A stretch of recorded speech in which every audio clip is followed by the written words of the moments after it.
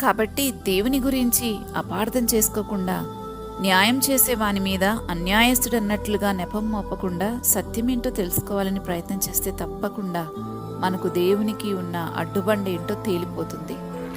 దాని ప్రకారం మనం పశ్చాత్తాపంతో ప్రభు సన్నిధిలో వేడుకుంటే స్వస్థత శీఘ్రంగా లభిస్తుంది. స్వస్థతల కోసం, అద్భుతాల కోసం మనం ఎవరినో, ఏ సేవకుడినో ఆశ్రయించాల్సిన పని లేదు. మనకు దేవునికి మధ్యలో ఉన్న వ్యక్తిగత సహవాసాన్ని సరిచేసుకుంటే చాలు. బైబిల్ ఏమీ ఒక రూల్ బుక్ కాదు. అది దేవుని మనోగతాన్ని తెలియచేసే పుస్తకం.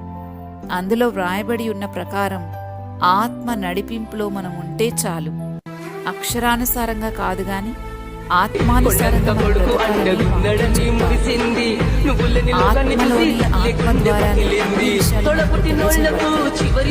ఆ ప్రకారం